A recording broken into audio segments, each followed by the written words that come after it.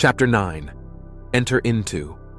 If the spectator would enter into these images in his imagination, approaching them on the fiery chariot of his contemplative thought, if he could, make a friend and companion of one of these images of wonder, which always entreats him to leave mortal things, as he must know, then would he arise from his grave, then would he meet the Lord in the air, and then he would be happy. Blake. Imagination, it seems, will do nothing that we wish until we enter into the image of the wish fulfilled. Does not this entering into the image of the wish fulfilled resemble Blake's void outside of existence, which if entered into englobes itself and becomes a womb? Is this not the true interpretation of the mythical story of Adam and Eve? Man and his emanation? Are not man's dreams of fancy his emanation, his Eve in whom he plants himself in all her nerves, just as a husbandman his mold, and she becomes his dwelling place and garden, fruitful 70-fold? William Blake, The Mental Traveler. The secret of creation is the secret of imagining, first desiring and then assuming the feeling of the wish fulfilled until the dream of fancy, the void outside existence, is entered and englobes itself and becomes a womb, a dwelling place and garden, fruitful 70-fold. Note well that Blake urges us to enter into these images.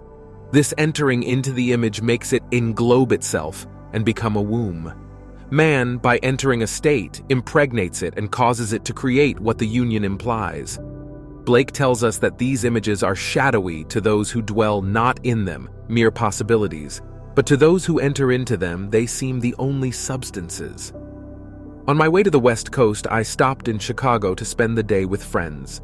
My host was recovering from a severe illness, and his doctor advised him to move to a one-story house.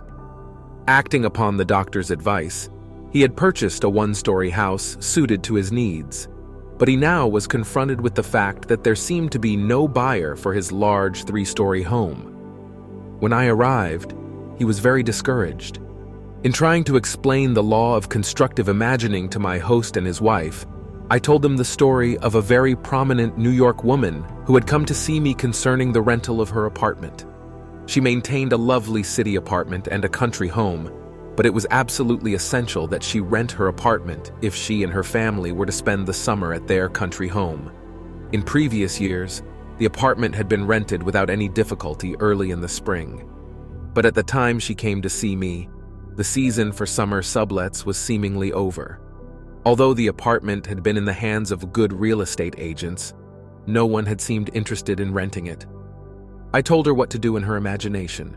She did it, and in less than 24 hours, her apartment was rented. I explained how she, by the constructive use of her imagination, had rented her apartment. At my suggestion, before she went to sleep that night in her apartment in the city, she imagined she was lying in her bed in her country home. In her imagination, she viewed the world from the country house, rather than from the city apartment. She smelled the fresh country air. She made this so real that she actually drifted off to sleep feeling that she was in the country. That was on a Thursday night. At 9 o'clock the following Saturday morning, she phoned me from her country home and told me that on Friday, a highly desirable tenant who met all of her requirements not only rented her apartment, but rented it on the one condition that he could move in that very day. I suggested to my friends that they build an imaginal structure as this woman had done, and that was to sleep imagining they were physically present in their new home, feeling they had sold their old home. I explained to them the wide difference between thinking of the image of their new house and thinking from the image of their new house. Thinking of it is a confession they are not in it. Thinking from it is proof that they are in it. Entering into the image would give substance to the image. Their physical occupancy of the new house would follow automatically. I explained that what the world looks like depends entirely on where man is when he makes his observation. And man, being all imagination, must be where he is in imagination. This concept of causation disturbed them, for it smacked of magic or superstition, but they promised they would try it. I left that night for California, and the following evening the conductor on the train in which I was traveling handed me a telegram. It read, "House sold midnight last. 1 week later, they wrote and told me that the very night I left Chicago, they fell asleep physically in the old house, but mentally in the new, viewing the world from the new home, imagining how things would sound if this were true. They were awakened that very night from their sleep to be told the house was sold. Not until the image is entered, until Eve is known, does the event burst upon the world. The wish fulfilled must be conceived in the imagination of man before the event can evolve out of what Blake calls the void. This next story proves that by shifting the focus of her imagining, Mrs. MF entered physically into where she had persisted in being imaginatively. Soon after our marriage, my husband and I decided that our greatest joint desire was a year in Europe. This objective may seem reasonable to a lot of people, but to us, tied to a narrow sphere of limited finances, it seemed not only unreasonable, but completely ridiculous. Europe might as well have been another planet, but I had heard your teaching, so I persisted in falling asleep in England. Why England necessarily I cannot tell, except that I had seen a current motion picture featuring the area around Buckingham Palace and had promptly fallen in love with the scene. All I did in my imagination was to stand quietly outside the great iron gates and feel the cold metal bars gripped tightly in my hands as I viewed the palace. For many, many nights I felt an intense joy at being there and fell asleep in this happy state. Soon after, my husband met a stranger at a party who, within 1 month, was instrumental in securing a teaching fellowship for him at a great university. Imagine my excitement when I heard the university was in England, tied to a narrow sphere. Within another month, we were crossing the Atlantic, and our supposedly insurmountable difficulties melted as though they never existed. We had our year in Europe, one of the happiest years of my life. MF. What the world looks like depends entirely on where man is when he makes his observations, and man, being all imagination, must be where he is in imagination. The stone which the builders rejected has become the chief cornerstone. Psalm 118:22. That stone is imagining. I acquaint you with this secret and leave you to act or react. This is the famous stone that turneth all to gold, for that which God doth touch and own cannot for less be told. George Herbert, The Elixir.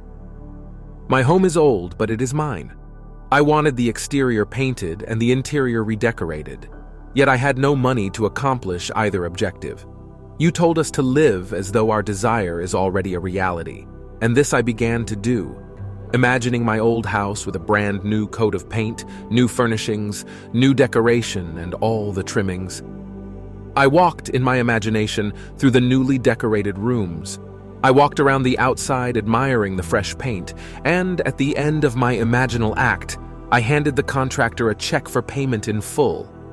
I entered this imaginal scene faithfully as often as I could during the day and each night before I fell asleep. Within 2 weeks, I received a registered letter from Lloyd's of London telling me I had inherited $7,000 from a woman I had never met.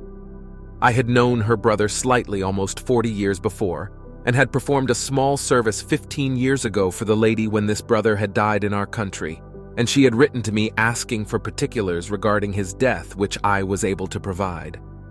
I had not heard from her since that time.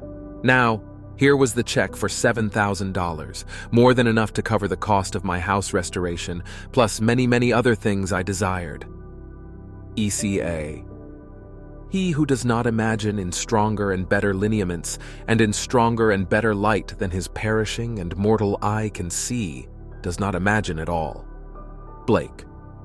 Unless the individual imagines himself, someone else, or somewhere else, the present conditions and circumstances of his life will continue in being and his problems recur, for all events renew themselves from his constant images. By him they were made, by him they continue in being, and by him they can cease to be. The secret of causation is in the assembled imagery. But a word of warning.